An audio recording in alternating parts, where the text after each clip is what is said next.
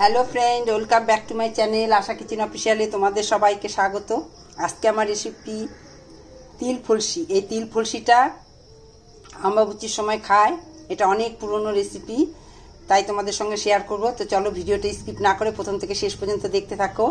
আর তোমরা যারা আমার চ্যানেলে এখনও সাবস্ক্রাইব করোনি অবশ্যই সাবস্ক্রাইবটা করে দিও, পাশে থাকা নোটিফিকেশন বেলটি প্রেস করে দিও নতুন নতুন ভিডিও দেখার জন্য। আর যারা আমার চ্যানেলে অলরেডি সাবস্ক্রাইব করে দিয়েছে তাদের জন্য অনেক অনেক ধন্যবাদ। তো চলো তিল ফলসি রেসিপিটা শুরু করি। এখানে একটা তাওয়া বসানো হয়েছে, আর এখানে 1 কাপ চালের 4 ভাগের 1 ভাগ চালটা আমি ভেজে নিব।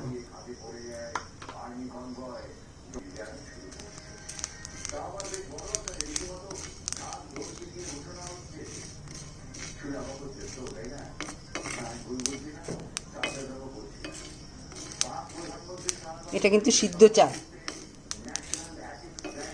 সিদ্ধ চালই ভাজাটা লাগবে আমার।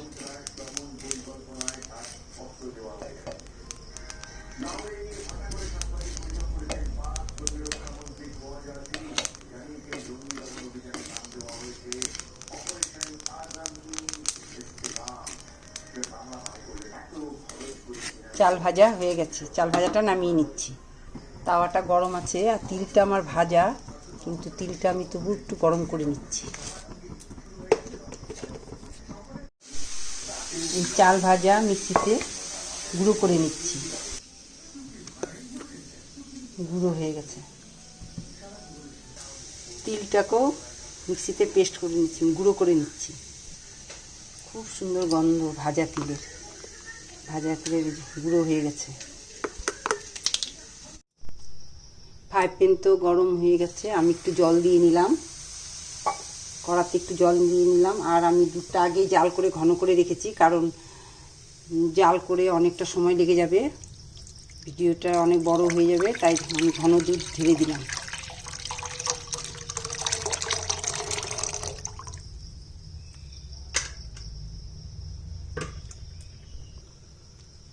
দুধটা একটু ভালো করে ফুটিয়ে নিচ্ছি। সিদ্ধ চাল গুঁড়ো করা আছে, আর এখানে আছে তিল ভাজা করে গুঁড়ো করা, আর এখানে আছে ফলসি, আম ফলসি, আর এখানে 250 বাতাসা আছে। তা আমি আম ফলসি কয়টা জলে ভিজাবো, বেশি না, কয়েকটা। এখানে 2 লিটার দুধ আছে, আমি দুধটাকে আগেই গরম করে মানে জাল করে ফুটিয়ে লাল করে নিয়েছি, কেন কি দুধটা ফুটাতে অনেক সময় লাগবে। তো এখন এর মধ্যে দিয়ে দিচ্ছি আমি চালের গুঁড়োটা, সেদ্ধ চাল ভাজা করে গুঁড়ো করাটা দিয়ে দিচ্ছি। এখানে 1 কাপ 250 চালের গুঁড়ো 4 ভাগের 1 ভাগ।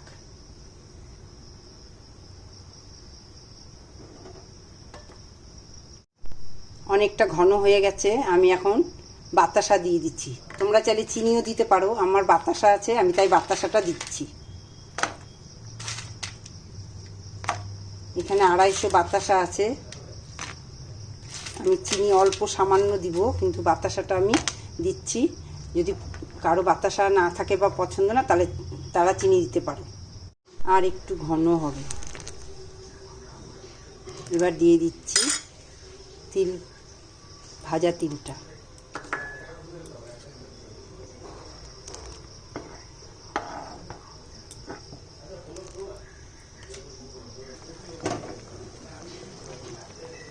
হয়ে গেছে, ঘন হয়ে গেছে, আর বেশিক্ষণ রাখা যাবে না গ্যাসে। এই যে সুন্দর চালটা ফুটে গেছে, সুজির মতো, পায়েসের মতো হয়ে গেছে। এই যে ঘন হয়ে গেছে, এখন গ্যাসটা অফ করে দিব। তার আগে ফলসিটা ধুয়ে, যেখানে ফলসিটা ধুয়ে দিয়ে দিচ্ছি, জলটা চিপে ফলসিটা দিয়ে দিলাম, আর গ্যাসটা অফ করে দিলাম। রেডি, তিল ফলসি রেডি। আমের ফলসিটা দিয়েই গ্যাসটা অফ করে দিলাম, কারণ আমটা দিয়ে জাল করলে দুধটা কেটে যাবে, তার জন্য। এখন হয়ে গেছে, অফ করে দিলাম গ্যাসটা।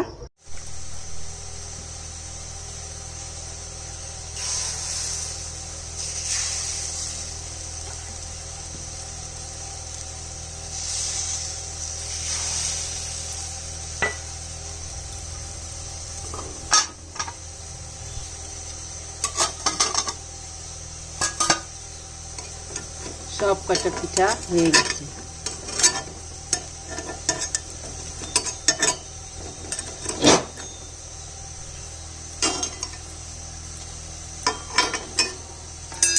পিঠাগুলো সব তুলে নিলাম।